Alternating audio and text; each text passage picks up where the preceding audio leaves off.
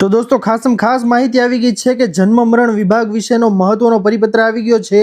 આ પરિપત્રનો વિષય છે દોસ્તો કે જન્મ મરણના પ્રમાણપત્રમાં બાળકના નામમાં જરૂરી સુધારા વધારા કરવા બાબતનો મહત્વનો પરિપત્ર છે। દોસ્તો આ ખાસ માહિતી જાણી લેજો। પરિપત્રની વિગતમાં જણાવવામાં આવેલું છે કે ઉક્ત વિષય અને ભારત સરકારના સંદર્ભિત પત્ર અનુસંધાને માનનીય મુખ્ય રજિસ્ટ્રાર જન્મ મરણ અને કમિશનર શ્રી આરોગ્ય અર્બનની મળેલ મંજૂરી અન્વયે રાજ્ય કક્ષાએથી જન્મ મરણના સંબંધિત રજિસ્ટ્રારો દ્વારા સહાયક દસ્તાવેજોને આધારે અરજદારે નીચે મુજબના કિસ્સામાં જન્મ મરણના પ્રમાણપત્રમાં જરૂરી સુધારા વધારા કરવાના થાય છે।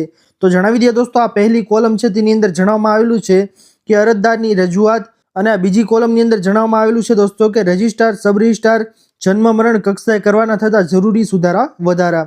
તો હવે તમને જણાવી દઈએ કયા કયા સુધારા વધારા કરવામાં આવ્યા છે દોસ્તો। તો દોસ્તો અહીંયા પહેલા નંબરે જણાવવામાં આવેલું છે બાળકના જન્મ પ્રમાણપત્રમાં પિતાના નામની કોલમમાં માતાનું નામ દાખલ કરવા બાબતે જણાવી દઈએ દોસ્તો આપશોને કે બાળકના જૈવિક એટલે કે બાયોલોજીકલ પિતાનું નામ રિમૂવ કરી શકાશે નહીં। એટલે કે પિતાના નામમાં કોલમમાં ફરજિયાત પિતાનું નામ છે તે લખવાનું રહેશે।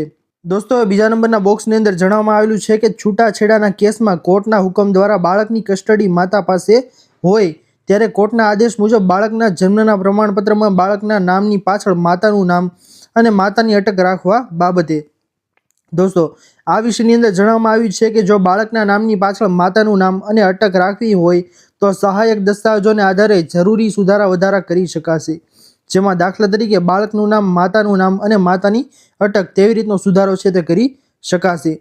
ત્યારબાદ દોસ્તો ત્રીજા નંબરના બોક્સની અંદર માહિતી જણાવવામાં આવેલી છે કે જન્મના પ્રમાણપત્રમાં બાળકના નામની પાછળ મિડલ નેમ તરીકે પિતાનું નામ અને લાસ્ટ નેમ તરીકે અટક બંને લખાવવા માંગતા ન હોય તો જણાવવામાં આવેલું છે કે મિડલ નેમ તરીકે પિતાનું નામ અને લાસ્ટ નેમ તરીકે અટક બંને ઓપ્શનલ કરી શકાશે। દાખલા તરીકે બાળકનું નામ। ત્યારબાદ દોસ્તો અહીંયા ચોથા નંબરના બોક્સની અંદર જણાવવામાં આવેલું છે આગળ કે માતા અને પિતા બંને બાળક સાથે રહેતા હોય તેવા કિસ્સામાં બાળકના જન્મના પ્રમાણપત્રમાં બાળકના પૂરા નામમાં માતાનું નામ દાખલ કરવા બાબતે જો બાળકના નામની પાછળ માતાનું નામ અને માતાની અટક રાખવી હોય તો સહાયક દસ્તાવેજોને આધારે જરૂરી સુધારા વધારા કરી શકાશે। જેમાં દાખલા તરીકે જણાવવામાં આવ્યું છે કે બાળકનું નામ, માતાનું નામ અને માતાની અટક। ત્યારબાદ પાંચમા નંબરના બોક્સની અંદર જણાવવામાં આવેલું છે દોસ્તો આગળ કે બાળકના જન્મના પ્રમાણપત્રમાં બાળકના પૂરા નામમાં પ્રથમ અટક, વચ્ચે બાળકનું નામ અને છેલ્લે પિતાનું નામ કરવા બાબતે તો દોસ્તો જરૂરી આધાર પુરાવાના આધારે બાળકના નામમાં પ્રથમ અટક કરી શકાશે। એટલે કે અટક, પછી બાળકનું નામ અને લાસ્ટમાં પિતાનું નામ। છઠ્ઠા નંબરના બોક્સની અંદર જણાવી દઈએ માહિતી દોસ્તો તો જન્મના પ્રમાણપત્રમાં બાળકના પૂરા નામમાં મિડલ નેમ તરીકે પિતાનું નામ લખવા ન માંગતા હોય તે બાબતે મિડલ નેમ તરીકે પિતાનું નામ ઓપ્શનલ રાખી શકાશે। દાખલા તરીકે બાળકનું નામ અને અટક બંને વસ્તુ, બીજું કાંઈ નહીં આવે। ત્યારબાદ દોસ્તો સાતમા નંબરના બોક્સની અંદર જણાવવામાં આવ્યું છે કે મરનારના પૂરા નામમાં મિડલ નેમ તરીકે પિતાનું પતિનું નામ લખવા ન માંગતા હોય તે બાબતે મિડલ નેમ તરીકે પિતાનું પતિનું નામ ઓપ્શનલ રાખી શકાશે। દાખલા તરીકે મરનારનું નામ અને અટક। ત્યારબાદ આઠમા નંબરના બોક્સમાં જણાવ્યું છે દોસ્તો કે મરનારના પ્રમાણપત્રમાં મરનારના નામની પાછળ મિડલ નેમ તરીકે પિતાનું નામ કે અટક બંને લખવા ન માંગતા હોય તો મિડલ નેમ તરીકે પિતા પતિનું નામ છે તે અટક બંને ઓપ્શનલ કરી શકાય છે। મરનારનું નામ ઓકે।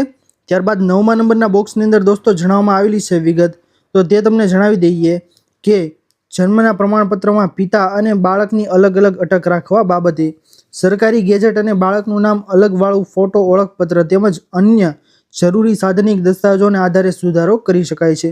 વધુમાં જણાવવાનું કે ભારત સરકારના તારીખ 11/1/2007ના જે લેટર દર્શાવવામાં આવેલું છે તેમાં જણાવ્યા મુજબ અરજદાર દ્વારા જન્મ કે મરણ પ્રમાણપત્રમાં કોઈ પણ જાતનો સુધારો કરવો હોય તો જે તે રજિસ્ટ્રાર એક જ વાર સુધારો કરી શકે છે, પરંતુ પ્રવર્તમાન પરિસ્થિતિને ધ્યાને લેતા જો સરકારશ્રી તરફથી નિયમોમાં ફેરફાર થાય અને જન્મ મરણની નોંધણીમાં ફેરફાર કરવાની જરૂર પડે તો રજિસ્ટ્રાર દ્વારા સહાયક આધાર પુરાવાને આધારે સુધારો કરવાનો રહે છે। ઉક્ત વિગતો ધ્યાનમાં રાખીને આપની કક્ષાએથી નિયમ અનુસાર કાર્યવાહી કરવા આજ્ઞા અનુસાર જણાવવામાં આવે છે। નોંધ જણાવવામાં આવેલી છે દોસ્તો છેલ્લે કે આપના તાબા હેઠળ તમામ રજિસ્ટ્રાર જન્મ મરણને સદરહુ એડવાઇઝ અનુસંધાને અમલવારી કરવા અંગે આપની કક્ષાએ જરૂરી સૂચના આપવા સારું। નાયબ મુખ્ય રજિસ્ટ્રાર જન્મ મરણ અને અધિનિયામક આંકડા ગાંધીનગર દ્વારા આ પરિપત્ર છે દોસ્તો તે બહાર પાડવામાં આવેલો છે. ખાસ માહિતી જણાવવામાં આવેલી છે દોસ્તો કે તમારે કઈ કઈ બાબત છે તે સુધારો થઈ શકશે. તો જણાવાયું છે દોસ્તો આ બધા બોક્સની અંદર માહિતી હતી મેં આપને જણાવી દીધી એક એક કરીને. જો આ પરિપત્ર તમને પસંદ આવ્યો હોય દોસ્તો તો વિડીયોને લાઇક કરવાનું ભૂલતા નહીં. ચેનલ પર નવા આવ્યા હો તો અમારી ચેનલ ખેડૂત ઓનલાઈન પોઈન્ટને સબસ્ક્રાઇબ કરી અને બાજુમાં આપેલા બેલ આઇકન પણ પ્રેસ કરી દેજો, જેના લીધે આવી જ મહત્વની માહિતી આપને આ ચેનલના માધ્યમથી મળતી રહે. તો દોસ્તો મળી આવ્યા પછીના વિડીયોમાં, ત્યાર સુધી જય હિન્દ અને વંદે માતરમ.